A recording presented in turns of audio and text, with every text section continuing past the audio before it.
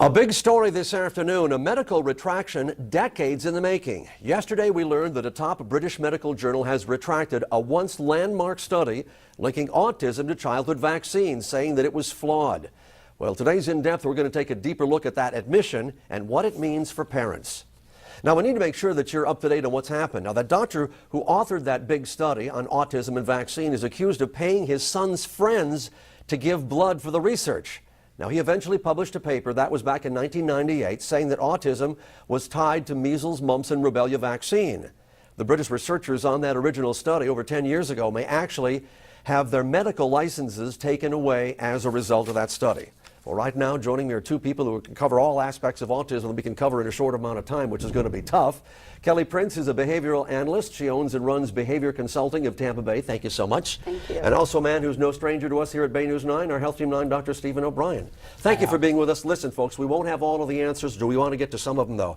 Doctor, just a clinical definition of what is autism, relatively short. Absolutely. It really has to do with problems with social functioning, language, and something that we call stereotypy, which really means repeating movements or words over and over. Okay, Kelly, why is this subject so touchy when you talk about autism and vaccinations? You know, I think a lot of the parents that we work with, if they feel the vaccines caused autism, they said the child had the MMR vaccine, they were developing normally, and immediately following that vaccine, their child started regressing. So they started losing the language skills that they had, and then started engaging in a lot of these repetitive behaviors that the doctor mentioned. Yeah, and cause and effect in medicine and in science in general is very difficult to prove. So why were people putting so much weight on this one particular study? Because I tried to find other studies that backed up that study. Yeah. I couldn't find any. I think part of it is just a strong need to know, Al. You know, in other words, parents want to find an answer, researchers want to find an answer to why autism happens, and we still really don't know. We have some theories, we have some research that we do know it has to do with abnormal brain development, but the problem is there's different ways that that autism develops,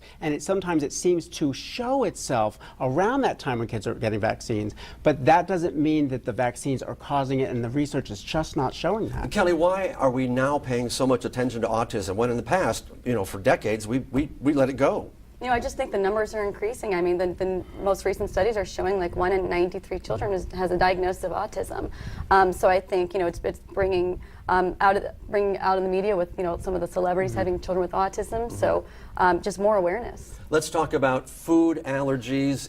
Some people suggest that if you change a kid's diet, that if they have autism, you'll change behavior.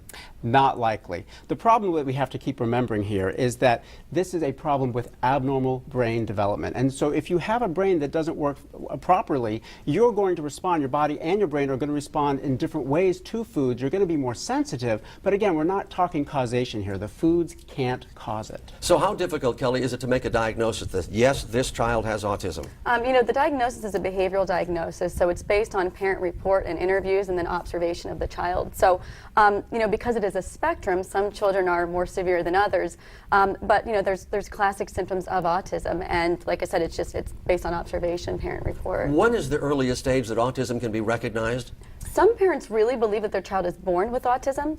So they don't make eye contact really early on, and they don't ever learn to play appropriately and never gain language appropriately. But other parents then, there's other situations in which children, like I said, are developing appropriately, and then around 18 months or 24 months, the child regresses. And they are born actually with autism. It's just that we don't always see it until later. Most parents report that they see symptoms that are unusual within the first year, but some don't see it until sometime in the second year or even the third year, particularly if it's a regression issue. And there's two symptom patterns. We know they can, again, be developing normally and regress, or they can never develop normally in the first place. But autism does occur at birth. It's just it may not be evident till later. So if you were to take a picture of the brain, can you see it?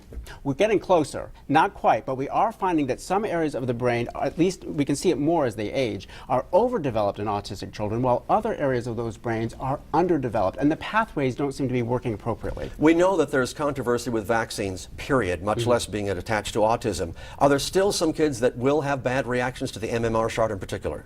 Well, I mean, that certainly is possible, but again, we have to distinguish that from an autistic reaction. And again, I don't even like using the phrase autistic reaction because we're forgetting that brain development doesn't happen after birth. It happens before. It's starting way beforehand. Again, it's when the symptoms show themselves that confuses parents and makes them certainly understandably worried, and they go, why is this happening now? It's been happening. It's showing itself now. Okay, Kelly, I know parents come to you on the phone. What do we do now? Early intervention is key. So, the idea is if we can get a child in for therapy before the age of 3, even earlier if we can, that there's a lot of research to show that, early intervention is going to make a difference. So, specifically applied behavior analysis, it's got over 30 years of research to show that if we implement these programs when kids are really young, that we can make a huge difference. What Kelly's saying is absolutely true. Early intervention is crucial because the brain is literally developing and developing. In fact, 95% of the brain is developed by age 5. So you want to get as much brain stimulation. That means these kids need lots of different types of particularly social and language stimulation early. And lastly, should we have been more skeptical of these studies that come out and all of a sudden go, hey, this causes that? We have to be skeptical in general, Al. I mean, studies still have their limitations, and also studies are often misinterpreted. They're often not even well run. They can be biased. We have to have a very critical eye when it comes to understanding research. Yeah, thank you so much for stopping. I think those questions have been very, very helpful, and good luck as you continue to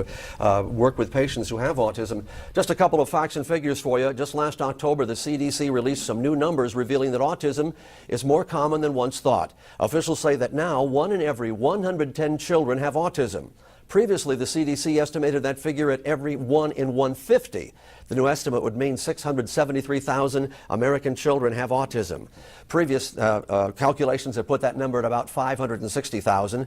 A change in how often autism is diagnosed could also account for the increase. Meantime, President Barack Obama has made autism a priority for research. Federal stimulus money has been earmarked for autism, and a 2006 law pumped millions of dollars of new federal money into autism research, screening, and treatment. Let's hope it all pays off. Well, that's today's In Depth, where we take a closer look at important stories of the day. You can head on over to BN9.com for more information about the retraction and for medical reports related to autism and autism research.